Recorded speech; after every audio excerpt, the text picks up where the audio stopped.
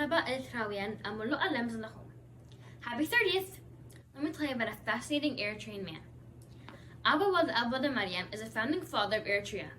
He was born on April 27, 1905 in Adizanna, Zubadebo, Eritrea, and even though he died on May 15, 1995 in Asmara, Eritrea, he lived to see the Nazanet of his beloved country.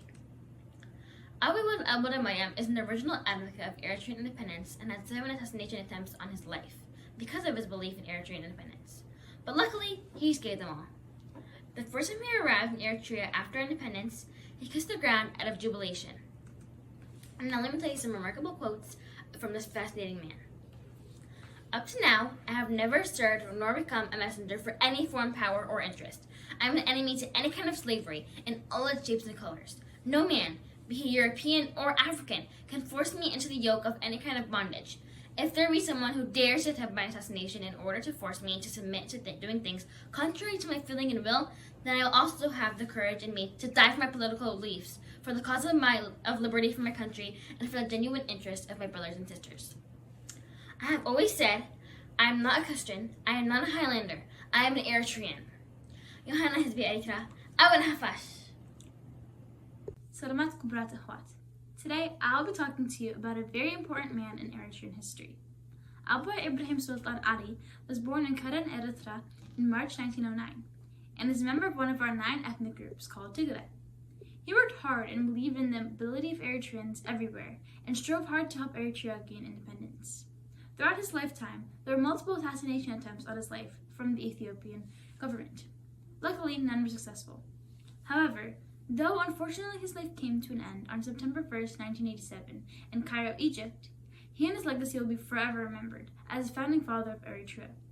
Abu Ibrahim Sultan once said in front of the UN while fighting for Eritrean independence, "The Eritrean people's cause is a just cause of the independence of people who refuse and reject any form of annexation, dismemberment, or return to the hated colonialism, no matter what type it would be, whatever form it takes, or from which direction it comes. This indisputable right to independence to which our country is attached cannot be ignored without creating a new area of strife in East Africa, since the Eritrean people will never accept Ethiopian nomination. I am proud to be able to call myself an Eritrean, especially seeing the type of people I have come from and can relate myself to. Yohana Dek Eritrea, Emrohas Mabar Salasa Amet Antanet, Dehrina Salasa Amet Woget. Out Nafash.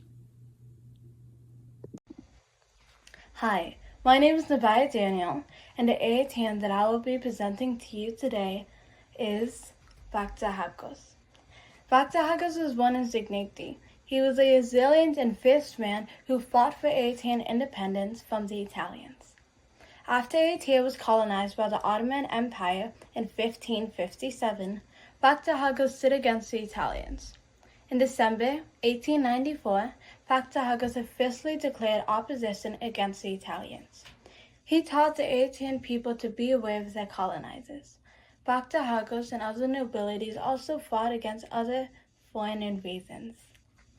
Thank you for your time, and Awat Nahapas. Hamid Idris Awate.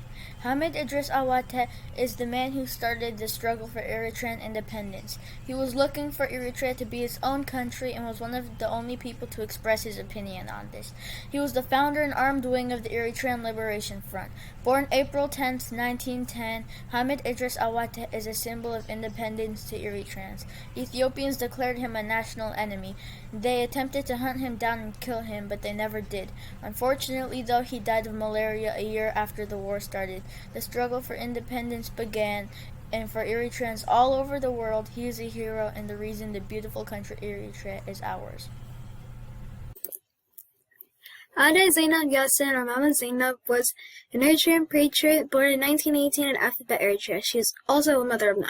She joined the EPLF in 1977 when she was 59 years old, and she worked on the front lines during the independence war also. And she won respect of all the fighters and people that she knew because of her words and strength and her poetry.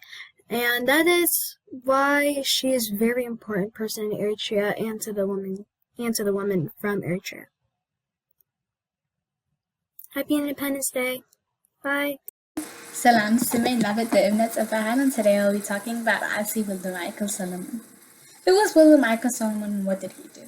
After the Battle of Wakadupa in 1878, William Michael Solomon became the governor in Bahi.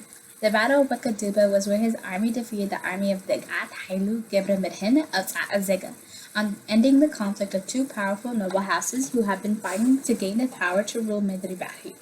Medri Bahi mainly covers the central highlands of Eritrea. William Michael Solomon, having conflict with the Ethiopian monarchy under Emperor Johannes V, would continue to defend his territory from the Ethiopian invaders. He was very loyal to Emperor Johannes and fought at Gundet against the Egyptians. But before the Battle of Gurat, he sensed that Johannes would appoint Degat Hailu as governor of Medri Bahi, so he turned against Johannes and sided with the Egyptians at Gurat. He would lead the life of a rebel against the Ethiopian monarchy. His alliance with the Egyptians under the Turkish Ottoman Empire was controlled most of the Red Sea coast of Eritrea at the time, gained the title of Reski Duke, which means Duke, from the Turks. At this point, William Michael Solomon was a very powerful person. Later in life, Johannes sent messengers to William Michael offering to forgive his past crimes if he submitted to him. William Michael admittedly reduced, leading to Johannes' appointment of loyalist Rasi Baru Gebre Static as governor of Hamasan. Rasid Bairu governorship was however short-lived, with William Michael confronting and sadly defeating him at Beit William Michael revolt. When Rasid Lula became aware of the difficulties fighting William Michael, once again a truce was offered to William Michael, with Ras Lula swearing on the Bible that he would not attack. On this occasion, William Michael agreed to peace terms and traveled to Aksum, Ethiopia to sign a peace of treaty. However, Lula broke his promise, not only betrayed him, but imprisoned Rasi William Michael, allowing Lula to rule Hamasin with little oppositions afterwards. William Michael lived in forced retirement in Aksum until his death in 1906 at age 86. Thank you for listening.